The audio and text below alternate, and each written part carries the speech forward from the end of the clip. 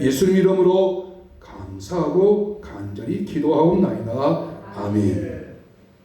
오늘은 마태복음 16장 1절에서 4절 말씀 같이 말씀을 함께 봉독합니다. 바리새인과 사두개인들이 와서 예수를 시험하여 오는 표적을 보이기를 청하니 예수께서 대답하여 이르시되 너희가 저녁에 하늘이 붉으면 날이 좋겠다 하고 아침에 하늘이 붉으면 오늘은 날이 굽겠다 하나니 너희가 날씨는 분별할 줄 알면서 시대의 표적은 분별할 수 없느냐? 악하고 음란한 세대가 표적을 구하나 요나의 표적밖에는 보여줄 표적이 없느니라 하시고 그들을 떠나 가시니라. 아멘. 시대를 분별해야 합니다 하는 말씀을 제목으로 오늘 말씀을 드리겠습니다. 우리가 살면서 자기 신분을 증명해야 할 때는 신분증을 꼭 내놓아야 됩니다. 신분증을 가지고 다녀야 되죠. 동사무소에 가서 이렇게 서류 하나를 떼더라도 신분증 보여달라고 그래요. 신분증 있어야 그 신분증이 나를 증거해 주는 것이죠. 보통 교통법규를 어기면 경찰이 면허증 달라고 합니다. 신분을 확인하기 위해서 그러죠. 해외여행을 하다 보면 가이드가 가끔 이런 말을 한다고 그래요. 여보들 잘 챙기세요. 그래, 여보. 여기서 여보는 여권하고 보따리라고 합니다. 여권하고 보따리 잘 챙기라고. 해외여행 가가지고 여권 잊어버리면 안 되거든요. 항상 가이드가 여보 챙기세요. 여보. 여권하고 보따리. 사람만 자기를 증명하는 신분증이 있는 게 아니에요. 건물에도 다 신분증이 있어요. 이 건물. 교회 등록증이 다 있거든요. 교회는 고유넘버가 있어요. 넘버. 자동차에도 자동차 등록증이 있죠. 오늘 본문의 내용은 예수님께 찾아와서 신분증 보여달라 하는 거예요. 신분증 좀 내놔라. 왜냐하면 예수님께서 나는 하늘에서 온 하나님의 아들이다. 나는 하늘에서 왔다. 나는 메시아다. 그러니까 당신 신분증 내놔봐. 당신 뭐 가지고 당신 신분 증거할 거야. 신분증 내놔봐. 이렇게 말하는 것이에요. 그냥 예수님께서 그런 말씀을 하세요. 너희는 날씨는 이렇게 분별할 줄 알면서 시대의 표적을 볼지 모르느냐? 예수님께서 이렇게 자기 표적을 보여주면 되는데 그런 말씀을 하죠. 너희들이 말할 때 저녁에 하늘이 붉으면 내일은 참 날씨가 좋겠다. 또 아침에 하늘이 붉으면 오늘 날이 흐리겠는데 그런 날씨는 분별할 줄 알면서 왜 시대의 표적을 보지 못하냐? 악하고 음란한 시대가 시대를 표적을 보려고 하니까 내가 너에게 보일 표적 한 가지 요나의 표적밖에 없다. 그런 말씀을 하십니다. 사실 예수님은 지금까지 많은 표적을 통해서 자기의 이력을 통해서 자기가 메시아라고 하는 것을 보여주었습니다. 다 보여주었어요. 그런데도 이 바리새인과 사두개인들은 예수님의 표적과 이력을 믿지 못하고 예수님께 계속해서 당신 표적을 보여달라고 그럽니다. 일종의 예수님께서 그들을 책망하는 것이죠. 예수님 우리가 살아가는 이 시대를 분별할 수 있는 지혜가 있어야 한다는 거예요. 여러분 지금 이 바리새인과 사두개인들은 날씨를 분별하지만 시대를 분별하지를 못하고 있어요. 그렇습니다. 우리는 이 날씨를 분별할 수 있는 지혜가 있다면 지금이 어느 시대인가, 특별히 지금 코로나를 경험하면서 지금이 어느 시대인가를 분별할 수 있는 지혜가 있어야 됩니다. 왜냐하면 또 말씀드리겠지만 인류 역사상 지금까지 많은 재난과 전염병이 왔어요.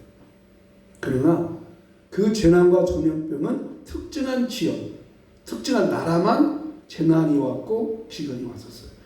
예를 들어서 유럽에 기근이 왔다고 해서 아시아에 기근이 온 건 아니에요. 그죠? 아프리카에 재난에 기근이 왔다고 해서 저 미국 전 지역에 기근이 오진 않아요. 그런데 코로나는 지금 전염병이 어디만 왔어요? 전 세계에 왔어요.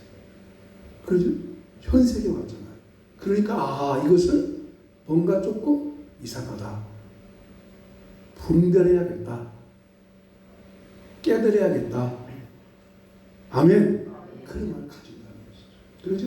코로나는 어느 특정한 지역에 온 게 아니에요. 전 세계 지금 없는 곳이 없어요.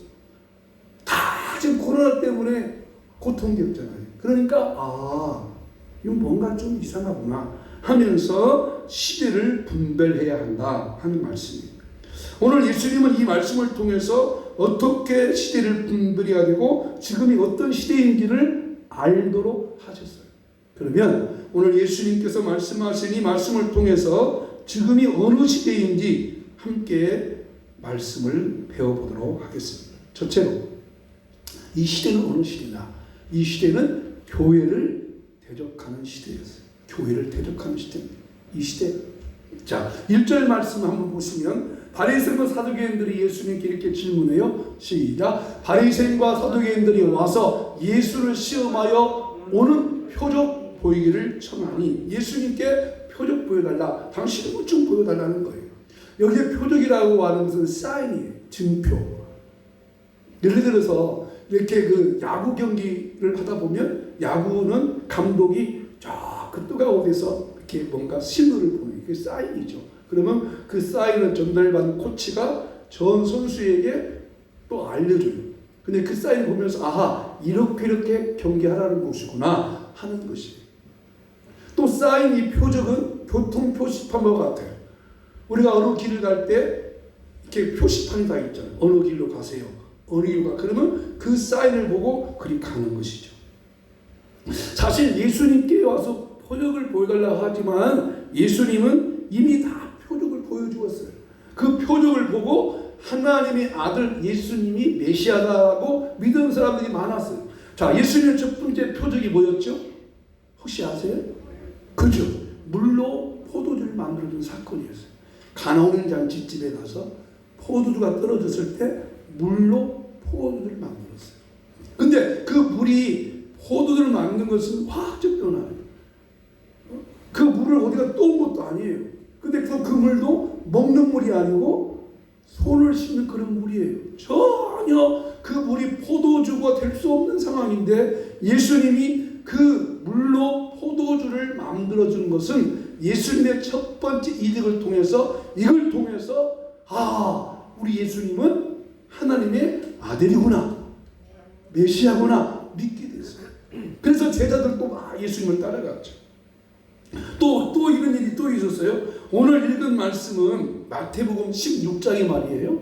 16장의 말인데 마태복음 16장 앞에는 몇 장이었어요? 16장 앞에는 몇 장? 14장. 14장이 어떤 일이 있냐면 사람들이 한 2만 명이 모였어요. 근데 음식이 없어요. 먹을 수가 없어요. 그때 예수님께서 한 어린아이가 가지고 온 보리떡 5개하고 물고기 2마리로 남자만 5,000명 먹었어요. 남은 것은 12만 먹었어요. 근데 그것은 예수님께서 굶주린 사람을 먹여준 단순히 기적이 아니라 이것은 예수님께서 나는 하늘에서 내려온 생명의 떡이다. 이 떡을 먹는 자는 영원히 살리라. 그걸 보여준 거예요. 그러니까 이미 바리새인과 사두개인도 예수님이 저분은 사람이 아니구나 메시아구나 하나님의 아들이구나 믿게 하신 거예요. 그 표적을 보고 그럼 믿게 하죠. 근데 이 보리떡 5개 물고기 2마리로 5,000명만 먹이는 것이 한마디 또 있었죠. 또 어떤 일이 있었냐면은 예수님께서 이제는 14장에서는 보리떡 5개 물고기 2마리 5,000명 먹였는데 15장에서는 예수님께서 보리떡 7개하고 생선 2마리로 4,000명을 먹였어요. 그러나 똑같은 일들이잖아요. 그러니까 이것을 반복적이었다고 하는 것은 예수님은 하나님의 아들이구나. 사람은 떡으로만 살 것이 아니라 예수님의 입에서 나오는 말씀을 먹어야 산다. 이것을 믿게 하시는 거예요. 그럼 믿어야 하잖아요. 근데 그들이 안 믿었어요. 왜 안 믿었을까요? 예수님을 불신한다. 예수님 불신한다. 하나님의 아들 예수님을 믿지 못하겠다는 거예요. 믿지 못하니까 불신한 것이고, 불신하니까 그들의 마음에 악한 의도가 있어서 예수님께 와서, 그죠? 여기요, 뭐하여 표적을 보여달라고 그래요? 시험하여. 시험한다고 하는 예수님의 말에 꼬투리를 잡으려고. 여러분, 사람의 말을 꼬투리를 잡으면 안 잡힐 사람이 누가 있겠어요? 다 잡히죠?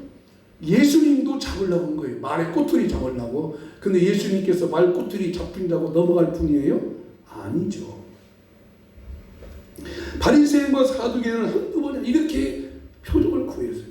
이 바리새 사두개인들은 표적 보여달라고 두 번씩이나 했어요. 12장에도 예수님께 와서 표적 보여달라고, 오늘 16장에도 표적 보여달라고 하실 때 예수님께서 악하고 음란한 세대가 표적 보여를 원하는데 나는 너에게 요나의 표적밖에 없다 하셨어요. 야, 이런 관점에서 보면 이 시대가 어떤 시대일까? 이 시대가 어떤 시대일까? 장로는 기도해 주셨지만 이 시대는 성경적 가치를 무너뜨리는 시대예요. 창조 질서를 파괴시키는 것이에요. 통속이가 창조 질서 파괴하는 거 아니에요? 포괄적 금지법, 포괄적 법을 통해서 자기들이 따라가려는 동성애를 합법화시키려는 의도가 그 속에 들어있어요. 창조 질서를 파괴한다고 하는 성경적 가치관을 부족하는 게, 즉 교회를 대적하는 것이죠. 교회를 무너뜨리려고 하는 악한 음모가 그들 속에 들어있다는 거예요. 차별금지법은 기독교에 대한 강력한 도전이에요. 만약에 차별금지법이 통과되면요, 제가 계속 말씀드리지만은 여러분 전도도 못하고 예수님 믿으라고 말도 못해요. 여러분 공영방송에서 KBS나 MBC나 뭐 SBS에서 일반 사람, 예수 믿는 사람이 와서 나 예수 믿는데요 이런 말 할 수 있어요, 없어요? 모두리만 하지 마라. PD가 다 하면 안 된다고 그래요. 응? 왜? 기독교를 거기서 말해가지고 어떻게 만들어요? 응? 그것이 뭐예요? 종교를 얘기한다는 거예요. 근데 만약에 그렇게 이렇게 차별금지법이 통과되면 이렇게 설교하는 거 할 수 없어요. 그리고 이렇게 설교하면 저는 잡혀가야 돼요. 이것이 창조 질서를 무너뜨리는 거예요. 성경을 파괴시키고 교회를 대적해요. 요즘 코로나 때문에 직장인들이 직장 가면 그런다고 그래요. 왕따 당한다는 거예요. 그렇게 말하네요. 자네 교회 다니지? 그렇게 그러네요. 도대체 교회 다니는 사람은 왜 그래? 무식하게. 어? 왜 코로나를 막 확산시키고 왜 그렇게 교회 가서 예배 드리지 말라고 하는데 교회 가서 예배 드리는 거예요? 한두 달 동안 예배 안 드리면 안 돼! 막 이렇게 말하는 거예요. 응? 직장 다니는 사람한테는 뭐 장님도 그 말씀 하시지만 교회 가서 오지 말라고 돼요. 왜? 혹시 교회 가서 코로나 전염돼 갖고 오면 직장에 코로나 터뜨립니다. 안타까울 뿐이에요. 예배 드린다고 하는 것을 몰삭식한 사람으로 넘겨드려요. 지금 언론이 막 그런 방향으로 몰려가고 있잖아요. 그렇다고 교회가 예배 안 드려야 되나요? 그렇다고 교회가 예배를 중단해야 돼요? 교회의 존재 목적은 하나님께서 믿는 사람들에게 모여서 예배하라고 하는 것입니다. 그러면 이 시대가 교회를 대적하구나. 하나님을 무너뜨려 가는구나. 성경을 무시하려고 하는구나. 이 시대가 지금 그렇게 흐름으로 가고 있다 생각하면서 이 시대를 분별하는 저와 여러분 되시기를 예수 이름으로 축복합니다. 두 번째, 이 시대가 어떤 시대냐? 예수님께서 진단하신 거예요. 이 시대는 안다고는 하지만 모르는 시대라는 거예요. 안다고는 하지만 모르는 시대다. 자, 예수님께서 표적 구하는 자에게 이렇게 말씀하셨어요. 2절 3절 읽어보겠어요? 예수께서 대답하여 이르시되 너희가 저녁에 하늘이 붉으면 날이 좋겠다고 하고 아침에 하늘이 붉고 흐리면 오늘은 날이 굳겠다 하나니 너희가 날씨는 분별할 줄 알면서 시대의 표적은 분별할 수 없느냐? 날씨는 분별해요. 기상 분별을 하는데 뭐요? 시대의 표적을 모른다. 요즘 같은 때는 참 우리가 그 뉴스의 일기예보가 굉장히 기억을 쓰잖아요. 뉴스 보면서 태풍이 어떻게 오는가, 또 어떻게 오는가, 비가 얼마나 오는가. 그런데 사실 기상예보의 말을 듣지 않아도 우리가 일반적으로 상식적으로 내일 비가 오려나 구름이 까니까 이렇게 분별을 해요. 그렇죠? 그러니까 예수님께 너희가 날씨를 분별할 줄 안다면 뭣도 분별해라? 시대도 분별해봐라. 왜 시대는 분별하지 못하냐? 너희가 날씨를 분별하는 똑똑한 지혜가 있다면 시대도 분별할 수 있는 지혜를 가져라 하는 거예요. 그렇습니다. 오늘 우리도 마찬가지입니다. 여러분, 내가 오늘날 일반적 지식과 생각 가지고 이런 것을 분별할 수 있다면 시대의 흐름도 분별해야 된다는 거죠. 우리 모든 사람들은 참 많이 안다고 그러잖아요. 요즘은 보면 다 아는 사람, 모르는 게 없어요. 정치 전문가도 아니면서 정치에 대해 한마디 하면 다 한마디씩 다 하죠. 다 한마디. 뭐 주가 동향, 뭐 물가 동향, 경제 동향 다 전문가 같아요. 한마디가 전부 잘해요. 여러분, 교회는 어떻습니까? 교회를 조금 다닌다는 사람은 다 알아, 나도 다 알아. 그런 말을 전해요. 과연 우리가 날씨를 분별한다면 시대를 분별할 수 있는지. 난 어느 정도 이 시대에 대해서 알고 있습니다. 이 바리새인과 사두개인들이 날씨를 분별하면서 시대를 분별하지 못한다고 하는 것은 그들에 대한 영적인 교만이 그들 마음에 있었어요. 영적, 왜? 표적을 보여주었고 시대 분별도 아는데 이 시대를 분별하지 못하는 그들의 마음에 영적 교만이 그들 마음속에 있다는 것입니다. 여러분, 나는 어느 정도 이 시대를 분별할 수 있는 지혜가 있는 거예요. 여러분, 정보 연구 시대라고 다 알고 있죠. 그러면 아는 것만큼, 내가 어떤 분야에 대해서 아는 것만큼, 내가 어떤 부분에 대해서 아는 것만큼 과연 이 시대에 대해서, 특별히 아까 말씀드린 이 코로나로 인한 시대의 분별력이 얼마나 있느냐 하는 거예요. 이 코로나는 시대의 분별. 그래서 예수님께서 이런 말씀을 하셨어요. 누가복음에 보면 이런 말씀이 있는데, 왜 예수님께서 시대를 분별해야 하느냐 말씀하신 것은 이 시대를 잘 분별해야 하나님의 심판을 피할 수 있기 때문이에요. 누가복음 이런 말씀이 있어요. 노아 때에 된 것 같이 인자의 때에도 그러하리니, 노아가 방주에 들어가기까지 사람들이 먹고 마시고 시집가고 장가들고 하더니 홍수가 나서 멸망을 하였다. 또 롯의 때와 같이 인자의 때도 그러하니 사람들이 먹고 마시고 사고 팔고 집을 짓더니 롯이 소돔에서 나가던 때에 하늘로부터 불과 유황이 비오듯 하여 그들을 멸망시켰으니 인자가 나타난 때에도 그러하리라. 무슨 말이냐면 노아 시대와 롯의 시대와 같이 지금의 시대도 똑같다. 근데 노아 시대 사람들은 어떻게 했어요? 노아가 하나님의 심판에서 벗어나려고 하나님의 명령을 따라서 방주를 120년 동안 만듭니다. 그때 120년 동안 방주 만들 때 사람들이 노아에게 어이 노아, 당신 그만 미쳤구만, 미쳤어. 이 말을 오늘 우리 식으로 말한다면 당신 광신자구만. 아침에도 가고 저녁에도 가고 저녁 때도 가고 수요일도 가고 금요일도 가고 새벽 때도 가고 당신 그렇게 믿어? 광신자 아니요? 그렇게 말할 수 있지 않겠어요?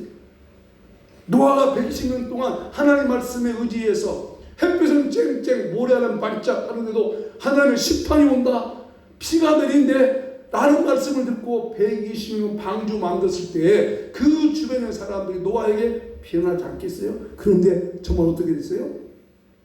홍수가 와서 우리 심판했어요. 지금 노아 때하고 지금과 똑같다는 거예요. 롯은 어떻게 했어요? 심판의 불이 임했어요. 하나님은 롯의 가정을 구원하시려고 그들을 급히 소돔 고모라 세상에서 빼왔어요. 그런데 두 사이, 롯의 두 사이는 하나님 말씀을 농담으로 여겼다 했어요. 지금도 마찬가지 아니에요? 네? 하나님 말씀에 대해서 뭐 그런 일이 있을 것 같아. 또 롯의 아내는 어떻게 됐어요? 뒤를 돌아주지 말라는데 그 세상 미련, 물질, 자기가 있는 거, 아이고 내가 다이아몬드를 그 농에 넣고 왔는데 그냥 나오네 하면서 뒤를 돌아보다가 소금 기둥이 되어졌어요. 그렇습니다. 말씀드린 대로 코로나 시대를 보면서 이건 분명히 예수님 말씀한 대로 마지막 때의 징조구나. 분별할 수 있는 여러분 되기를 축복합니다. 마지막 때가 왔구나. 그러면 이 마지막 때를 우리가 어떤 마음으로 준비해야 할까요? 여러분, 마지막에 가까웠다고 두려워할 필요가 전혀 없어요. 주님의 날이 가까이 왔다고 심판을 두려워할 필요가 전혀 없어요. 왜냐하면 노아 시대에는 하나님께서 심판을 면하기 위해서 뭘 만들어 놓았어요? 방주를 만들어 놓았잖아요. 지금도 마찬가지예요. 코로나 위기가 전 세계에 와도 내 어떤 생명의 목숨까지도 온다 할지라도, 만약 그런다 할지라도 주님이 오시면 우리는 어떻게 될까요? 두려울 필요가 없이 영광의 그 나라에, 나를 위해서 만들어진 그 주님의 나라에 우리 모두 들어갈 줄로 믿습니다. 이게 바로 마지막 때를 준비하는 성도의 자세입니다. 두려움이 없이 불안하지 아니하고, 하나님 감사합니다. 예수님 말씀한 대로 마지막 때가 다가이 오는데 주님 다시 오시는 그날, 영광의 그 나라에 내가 들어가게 하심을 감사합니다. 기뻐하며 가슴이 설레이는 주의 은혜가 있기를 축복합니다. 왜 그렇습니까? 축구 경기를 한다든지 스포츠 경기할 때 이기는 팀은 마치는 시간이 가까울수록 그들 마음에 뭐가 있어요? 기쁨이 있어요. 심판이 휙 마지막 호감만 부르라. 그러면 어떻게 해요? 우리에게 승리의 멸류관이 있다. 할렐루야. 이게 우리의 마음 자세. 우리는 분명히 믿음으로 이기는 자인 줄로 믿습니다. 예수님의 핏불이 위하여 구속감을 받았고 하나님의 영광스러운 자녀가 되었으니까, 비록 코로나로 인하여서 아무리 재난과 어려움이 왔지만 우리가 믿음으로 더 끼어서 준비하면서 영광의 그 주님 나라, 영원한 그 나라 만날 수 있는 가슴 벅차는 주의 은혜가 임하기를 주 이름으로 축복합니다. 저 영광의 나라 내가 사모하오니 할렐루야 나는 가리라. 주님 계신 영광의 나라, 저 영광의 나라 나를 기다리오니.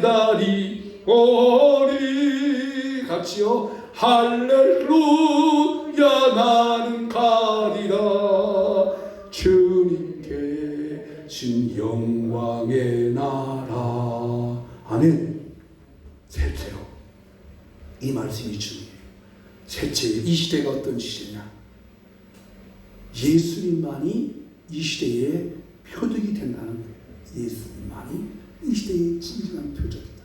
자, 예수님께서 이 시대의 표적에 대해서 이렇게 말씀하셨어요. 자, 시작. 악하고 음란한 세대가 표적을 구하나 요나의 표적밖에는 보여줄 표적이 없는 하시고 그들을 떠나 가십니다. 자, 잘 보십시오. 악하고 음란한 세대가 표적을 구한다. 지금 바리새인들이 표적 구하잖아요. 그러니까 악하고 음란한 세대라는 거예요. 왜 악한 세대인가? 여기 악한 세대라고 하는 것은 그들 당시 마음이 악하고 음란했어요. 이 악하다고 하는 것은 도덕적으로, 윤리적으로 마음이 완악했어요. 만약에 완악하니까 표적을 보여도 믿지 않아요. 지금 세상 사람들은 교회를 향하여 악하잖아요. 교회를 막 잡썩힌다고. 그 아들들, 자녀들도 막 그런다고 오더니 막. 교회 가면 큰 동네 집안이야 막 악하고 막 넘어뜨려고 해요. 악한 세대야, 세상에.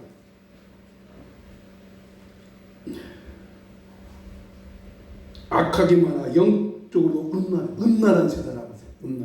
여기 음란하다고 하는 것은 성경에서 음란은 뭐예요? 물론 여기에 악하고 음란하다고 하는 것은 그들이 성적으로 불리한 문란한 것도 있지만 영적으로 음란했어요. 성경에서 하나님보다 더 사랑하는 것은 영적인 음란이라고 했어요. 바리새인들은 어떤 사람들이냐면요, 하나님 사랑한다 하면서 세상을 사랑하고 높은 자리 있기를 좋아했고 돈을 사랑했고 대접받기를 좋아했어요. 우리도 마찬가지예요. 지금 이 시대의 성도들의 생활의 모습을 이렇게 말했어요. 잘 들어보세요. 지금 시대, 오늘 이 시대의 성도들의 모습이 이렇다는 거예요. 많은 성도들이 예수님을 믿기는 하지만 예수님의 몸된 교회는 사랑하지를 않습니다. 많은 성도들이 예수를 믿기는 하지만 함께 지체되고 성도돼서 함께 주님 나라 갈 성도들끼리 용서가 없습니다. 배려하지 않습니다. 하나님을 믿기는 믿지만 하나님을 전적으로 의지하지는 않습니다. 문제의 정답을 하나님의 말씀에서 찾기보다는 자기의 지식과 경험에서 찾으려고 합니다. 기도해야 한다는 것은 아는데 기도 시간을 가지려고 하지는 않습니다. 교회에 나가서 예배는 드리지만 헌신하고 봉사하는 것은 싫어합니다. 편안하게 교회에 나와서 예배만 드리고 가려고 합니다. 코로나19 때문에 자꾸 비대면 예배, 영상 예배 드리라고 하니까 그냥 집에 있어서 텔레비전 중계하는 그 예배, 그것을 한 주, 두 주 보다 보니까 이제는 교회 나가지 않아도 아무렇지도 않습니다. 여러분, 과거에 옛날에는, 그전에는 주일날 예배 한 번 빠지면 그런 생각 안 들었어요? 내가 세상 사람 같고 내가 꼭 타락한 사람 같고 그런 생각이 안 들었어요? 그런데 지금은 코로나 예배에 자꾸 또 방송에서 그렇게 말을 하고 영상 예배 들어도 괜찮다고 하니까 한 번, 두 번 예배 듣다 보니까 교회를 지금 주일날 빠진 지가 오래되었어도 아무런 마음에 감각이 없습니다. 맞죠? 맞죠? 그렇게 됐어요. 이게 시대가. 이런 자에게 보여줄 표적이 뭐냐? 요나의 표적밖에 없다는 거예요. 그러면 요나의 표적이 뭘까요? 여러분, 요나는 착한 선지자요, 나쁜 선지자요? 나쁜 선지자죠. 보통 선지자는 하나님 말씀을 잘 들었어요. 순종도 잘하고 그러잖아요. 근데 하필 요나의 표적을 읽는 게 표적이라고 말해요. 그 의미가 있어요. 왜 하나님께서 그 많은 구약의 선지자의 표적들 있잖아요. 표적. 엘리야는 막 능력과 기사를 행하고 그랬잖아요. 모세의 표적 어떻게 막 홍해도 가르고 막 이런 것이. 근데 왜 하필 너희에게 보여줄 표적이 요나의 표적밖에 없다 했을까? 요나는 청개구리 같은 선지자예요. 동쪽으로 가라 하니까 서쪽으로 가. 서쪽으로 가니까 동쪽으로 가는 선지자였어요. 하나님께 요나에게, 야 요나야, 니네에 가서 하나님의 심판이 왔다고 전해라 라고 했는데 요나가 가기를 싫어했어. 그래서 니네로 가지 않고 니네 반대 방향은 다짓으로 가면 하나님이 발견하지 못할 거다 생각하고 다짓으로 가려고 한국에 도착하니까 붕붕 딱 배가 있네. 그래서 이제 표를 끊으라 보니까 꼭 한 표 자리 하나가 남았대. 아이고, 딱 하나 나와서 그 표를 샀어요. 그리고 사가지고 배비청에 가서 누워있으니까 요나가 스스로 이렇게 생각했어요. 맞아. 역시 내 생각이 옳았어. 내가 네 이름 간 거 잘했지. 이렇게 내 생각대로 자동문 열리 착착착착 열렸잖아요. 우리가 그 운전하고 하다 보면은 신호등 안 걸리고 착착착착 할 때가 있잖아요. 역시 맞았어. 하나님이 역시 내 환경과 상황을 도와주시는 것 같아. 그렇게 미소를 지면서 베비창에 잠을 자고 있었어요. 여러분, 지금 요나가 무쇠할 때예요? 회심의 미소를 지어야 할 때예요? 여러분, 혹시 내가 지금 하나님의 뜻과 정반대 방향으로 가고도 있는데 상황이 그냥 좋아진다라고 하면 너무 좋아하지 마세요. 그 너무 좋아하면 안 돼요. 내가 지금 하나님의 말씀대로 안 사는 것 같은데 역시 환경이 잘 풀려가는 것 같아. 그때는 깜짝 놀라야 돼. 깨달아야 돼. 아멘. 깨달아야 돼. 그래서 요나가 아닌가 아니라 배 밑창에 가서 잠을 자고 있는데 출항할 때는 날씨가 어떻게 했어요? 좋아. 그러니까 배가 출항하죠. 그죠? 그때 당시도 기상 예보 이런 걸 다 그들이 모르겠어요. 그러니까 출항할 때 태풍이 분다는 건 전혀 상상하지 못했잖아요. 근데 바다가 잔잔하니까 출항했는데 세상에 얼마 좀 가다 보니까 이거는 감당할 수 없는 태풍이 불었어요. 얼마나 감당할 수 없는 태풍이 불었으면 배 안에 있는 물건을 다 던져버렸겠어. 그래도 안 되니까 어떻게 했어요? 아하, 이건 분명히 하나님의 공의의 심판인 것 같다. 그래서 배 안에 있는 모든 사람들을 제비 뽑아가지고 과연 누가 잘못했는지를 알아보자 하고 있었어요. 근데 그때까지 요나는 배 밑창에서 잠만 굴굴 하고 있었어요. 제비를 다 뽑았는데도 걸린 사람이 없네. 그래서 선장이 지시하고 야, 전부 찾아봐라. 제비 안 뽑은 사람이 있는가? 그랬더니 세상에 배 밑창에 가서 지금까지 코를 드르렁드르렁 자는 놈이 있어요. 그래서 여보시오, 제비 뽑으시오. 그랬더니 그 제비가 요나에게 뽑힙니다. 그때 요나가 양심 고백을 하죠. 이것은 내 잘못입니다. 하나님의 공로가 내게 왔습니다. 나는 하나님 있는 선지자인데 하나님이 니네로 가라 하겠는데 사지스로 가다가 이 풍랑을 만났습니다. 어쩔 수 없습니다. 나는 뽑혔으니까 나를 바다에 던지시오. 자, 요나가 대단한 사람이죠. 그 선장들이 요나를 바다에 팍 던져버렸어요. 요나는 죽을 각오로 한 것이죠. 죽을 각오에 죽으면 죽으리다. 죽겠다. 근데 바다에 던지는 순간 요나가 깜짝 놀랐어요. 이상하다. 뭐가 좀 이상해. 감이 내가 좀 살아있는 거예요? 죽어있는 거예요? 요나가 느끼는 거예요. 좀 요나가 어디에 있어요? 물고기에서 들어갔죠. 누가 만들어 놓았어요? 하나님 만들어 놓았어요. 그래서 이거 이상한데? 라고 하면서 왜 물속에 안 들어가고 내가 여기 있지? 이게 뭐지? 하고 요나가 아마 생각했을 거예요. 아, 이게 고기 뱃속 같구나 하면서 딱! 스파크가 난 거예요. 아이고 하나님, 내가 잘못했네. 나 같은 그래도 하나님이 살려주셨네요. 그리고 요나 거기서 며칠 동안 기도하죠? 3일 동안 기도하는 거예요. 자, 그 3일 동안 기도한 그 사건을 예수님이 이렇게 말씀하는 거예요. 자, 12장 마태복음 40절 읽어보겠습니다. 요나가 밤낮 사흘 동안 큰 물고기 뱃속에 있었던 것 같이 인자도 밤낮 사흘 동안 땅속에 있으리라. 여기 인자가 누구예요? 예수님. 예수님이 밤낮 사흘 동안 요나가 밤낮 사흘 동안 물고기 뱃속에 있던 것처럼 나도 땅속에 즉 무덤 속에 있을 것이다. 그러니까 요나가 고기 뱃속에서 3일 동안 있는 것하고 예수님이 십자가 지시고 무덤에 장사 지는 거랑 똑같이 뭐 했어요? 비유를 만들었어요. 왜 그랬을까? 이유가 있습니다. 여러분, 요나 같은 놈은 죽어야 해요? 살아야 해요? 응?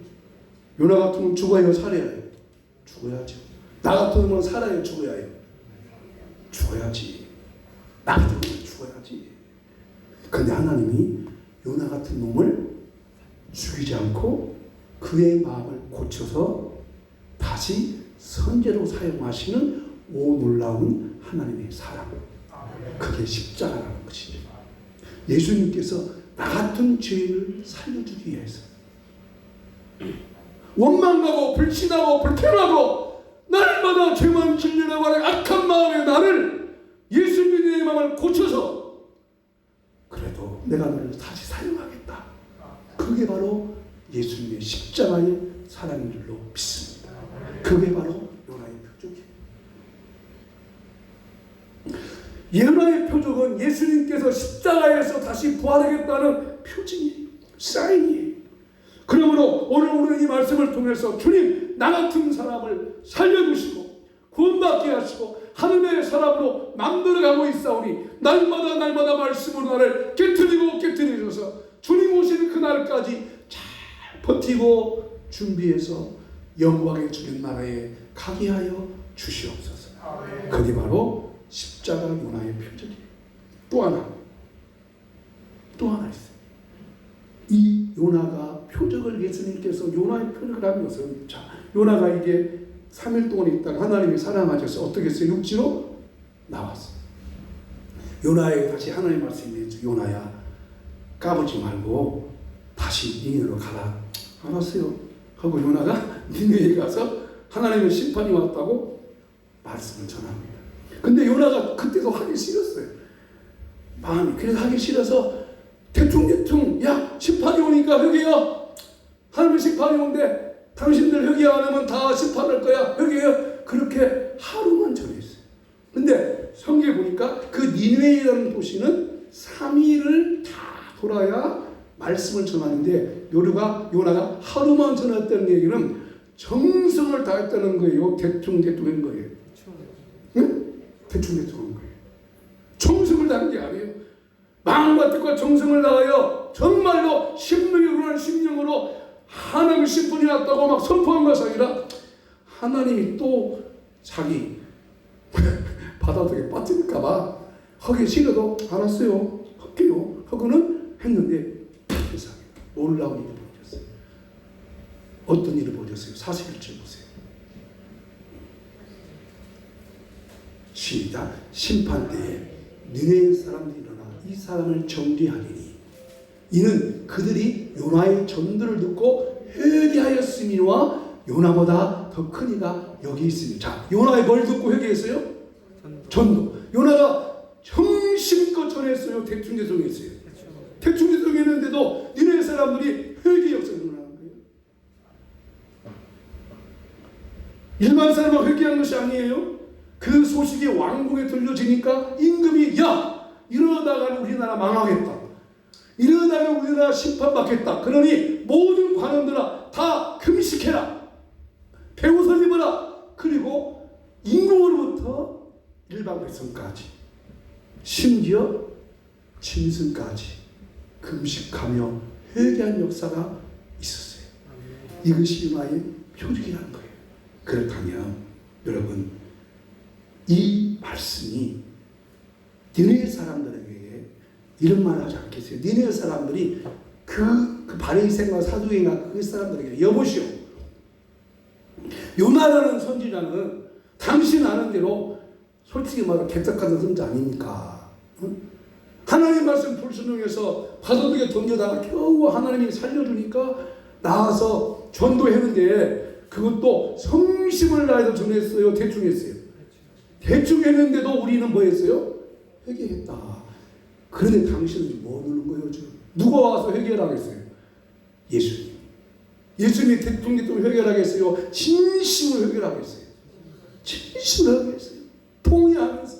근데 요나의 전도를 듣고 우리 같은 사람도 회개하고 하나님께 돌아왔는데 당신들은 지금 못하는 거요? 라고 하지 않겠느냐 하는 말.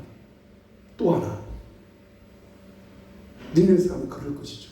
여보시오, 우리는 저런 요나가, 여러분, 요나의 표적은 요나가 일으켰어요? 누가 일으켰어요? 요나의 표적은 요나가 일으켰어요? 누가 일으켰어요? 하나님이 일으킨 것이잖아요. 우리는 요나가 표적도 이루는 것 아니고 하나님이 일으킨 요나의 그 전도를 듣고 회개했는데, 당신들은 지금 예수님이 뭐 했어요? 표적을 보여줬잖아요. 떡도 만들어 먹였잖아요. 바다도 건넜잖아요. 바다를 잔잔케 했잖아요. 죽은 사람도 살렸잖아요. 근데 당신이 못 오는 거예요? 마주하지 않겠어요?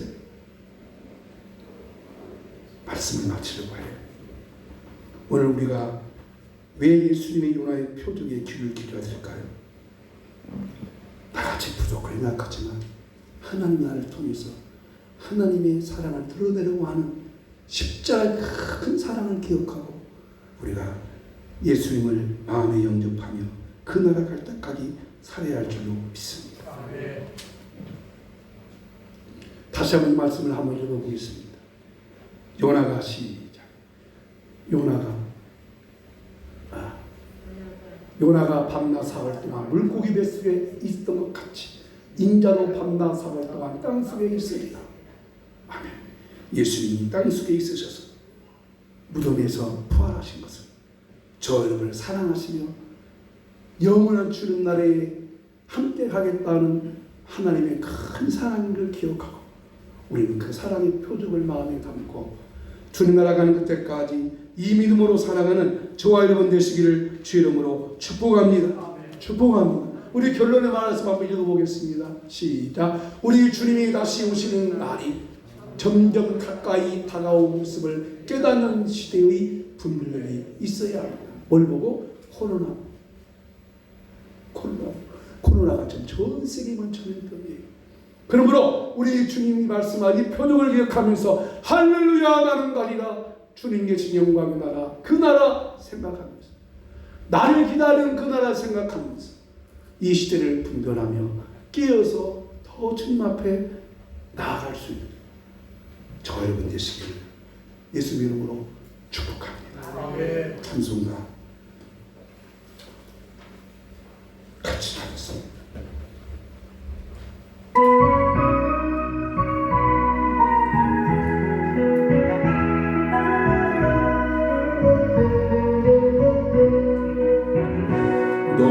너무나도 아름다운 주님 계신 영광을 보자. 너무나도 귀하도다. 주님 계신 영광을 보자. 저 영광의 나라 내가 소망하오니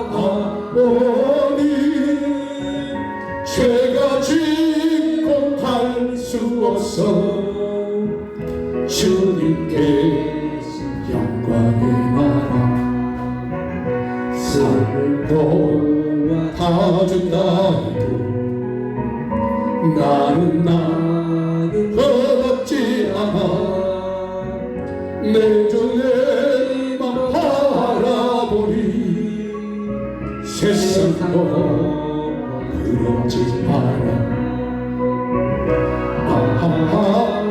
저 영광의 나라 내가 사모하오네. 거듭난다 갈 수 있어. 주님 계신 영광의 나라 사랑하는 성도들이여 기름증을 준비합시다. 주님 나라 거짓말이니 깨어있어 기도합시다. 저 영광 나를 기다립니다. 나를 기다리오네. 아멘. 할렐루야 난 가리라. 주님 계신 사랑하는 형제들이여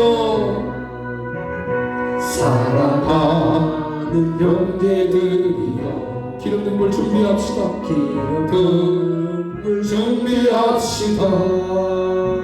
주님 나라 곧 임하리니 깨어있어 기도합시다. 저 영광 나를 기다려주십니다. 나를 기다리십니다. 나를 기다리오네. 할렐루야 난 가리라. 주님께 우리 함께 기도할 때 주님 영광의 나라 나를 기다려주신 것 감사합니다. 코로나는 정말로 주님의 재단의 증조인 것을 깨달았습니다. 이때 더욱더 주님 나라 소망하며 기다리며 기름 준비 잘해서 영광의 그 나라 들어갈 수 있도록 은혜와 권능 달라고 같이 한번 기도합니다. 하나님 아버지 감사합니다. 악하고 음란한 세대가 표적을 구하나 내가 너에게 요나의 표적밖에 보여줄 표적이 없다 하였습니다. 하나님 요나의 표적을 보면서 이 시대의 코로나의 표적이 생각나게 하시니 감사합니다. 주님 오시는 그날이 정말 가까이 왔습니다. 코로나는 전 세계에 퍼져진 재난의 전염병인 것을 저희가 깨닫게 한 것을 감사합니다. 주님 피는 눈물 준비하면서 깨어서 기도하면서 영광의 그 나라 갈 수 있는 영광의 그 나라 소망하는 저희가 되게 하여 주옵소서. 우리 모두에게 이 은혜와 권능 주시길 원합니다. 이 사랑 은혜와 권능 주시기 원합니다. 오늘 주님 이 은혜가 우리 모든 성도에게 임하게 하여 주시고 대한민국의 한국교회에도 임하게 하여 주옵소서. 오늘 기도합니다. 몸이 약합니다. 치료해 주시옵소서. 심장 기능과 호흡하는 것과 소화 기능이 회복될지어다. 뇌 기능을 다스려 주셔서 항상 뇌기이 깨끗하고 혈압도 깨끗해지고 또 피도 잘 흐르게 하여 주시고 잘 흐르게 하여 주옵소서. 주님 하루와 저녁에 잘 때 모든 피도 풀어주시고 아침에 일어나면 온 기능이 새롭게 회복되게 하여 주시옵소서. 당뇨 수치, 혈압 수치는 정상될지어다. 관절염이 떠나가게 하시고 손가발 저림이 떠나가게 하시고 감각할 줄로 믿습니다. 치료하여 주옵소서. 예수 이름을 명령하오니 육체 속의 모든 질병아 예수 이름으로 치료될지어다. 강건할지어다. 주여 축복하심을 감사합니다.